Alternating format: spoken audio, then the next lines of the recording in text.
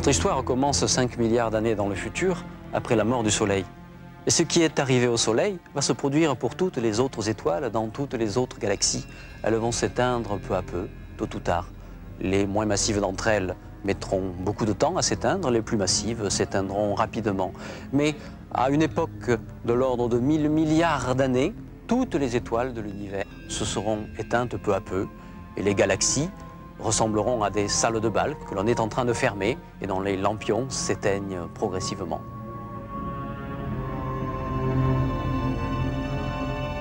Alors, une nuit noire, impénétrable, tombe sur l'univers.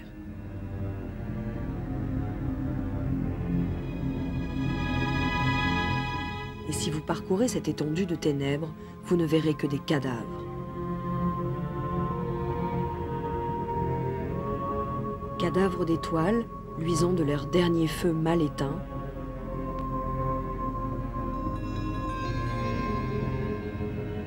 Cadavres de planètes où toute forme de vie a disparu.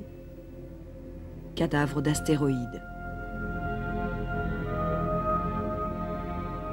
En revanche, le cœur de la galaxie va former un énorme trou noir, qu'on peut appeler un trou noir galactique, dont la masse est de l'ordre d'environ 1 milliard de masses solaires. Je rappelle que les trous noirs sont ces fantastiques concentrations de matière si importantes qu'en fait elles emprisonnent toutes les particules, y compris les rayons lumineux. Donc un trou noir, une fois formé, va avoir tendance à grossir en absorbant toujours plus de matière et de rayonnement.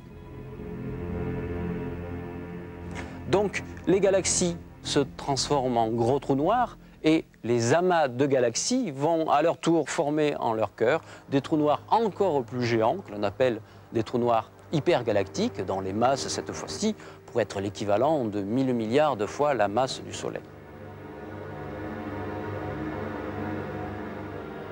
Des trous noirs partout dans l'univers. Et ça et là, flottant dans le vide glacial, quelques cadavres de planètes et de soleils éteints. L'âge de l'univers est alors de 1 milliard de milliards d'années. L'histoire, en fait, ne fait que commencer là. Car la mécanique quantique, qui est la théorie de l'infiniment petit, qui décrit notamment les interactions entre les particules et les élémentaires, nous apprend que les trous noirs, en fait, ne sont pas éternels. Les trous noirs s'évaporent peu à peu si on leur laisse suffisamment de temps.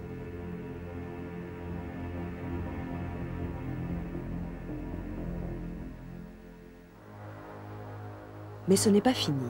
Le cadavre de l'univers bouge encore. Il subsiste quelques morceaux de matière qui disparaîtront eux aussi, mais en plusieurs phases.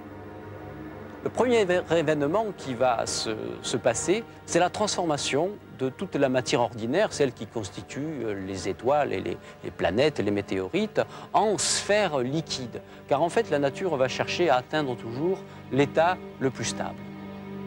Après cette transformation en liquide, il y a une nouvelle transformation qui se déroule, qui est la transformation en atome de fer. Car à nouveau, l'état de fer est plus stable que l'état correspondant à une autre composition atomique. Et enfin, le fer va à son tour se transformer en un état encore plus stable, qui est l'état de neutrons.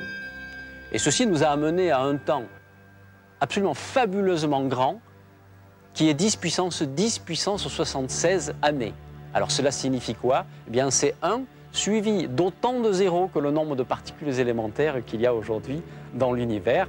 Si l'on pense à tous les livres du monde écrits depuis l'aube de l'humanité, il ne suffirait pas à écrire un tel nombre. Et l'histoire n'est toujours pas finie. Car une fois que toute la matière se sera transformée en neutrons, il existe un état encore plus stable, et cet état, c'est l'état de trou noir. Les trous noirs qui avaient disparu au cours d'une phase précédente se reforment à nouveau, et toute la matière de l'univers finit par se transformer en noir. Mais on a vu que les trous noirs ne sont pas éternels, qu'ils s'évaporent. Donc ces ultimes trous noirs résiduels, l'évolution cosmique, vont aussi disparaître et se transformer en lumière, c'est-à-dire en photons. Et là s'installera, on peut le dire définitivement cette fois, la longue nuit, toujours plus sombre, toujours plus froide, dans laquelle l'univers continuera de s'étendre à perpétuité. Cela me fait songer à une phrase de Woody Allen, « L'éternité c'est long, surtout vers la fin ».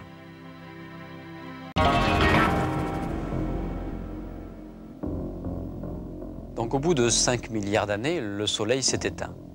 Et après l'extinction du Soleil, d'autres étoiles vont s'éteindre aussi. Mais ce ne sont que des incidents mineurs, en ce sens que l'univers, lui, va continuer à se dilater pendant des milliards et des milliards d'années. Il va même se dilater environ 60 milliards d'années. À cette époque, sa taille aura à peu près quadruplé par rapport à la taille d'aujourd'hui, c'est-à-dire que son diamètre sera de l'ordre de 100 milliards d'années-lumière.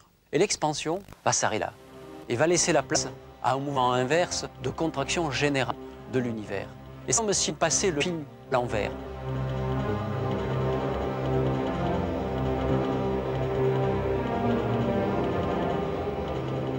Un milliard d'années avant la fin, tous les amas de galaxies auront fusionné en un amas unique, un super-amas de galaxies.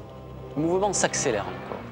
100 000 ans avant la fin, ce sont les galaxies et les étoiles elles-mêmes qui auront en quelque sorte fondu.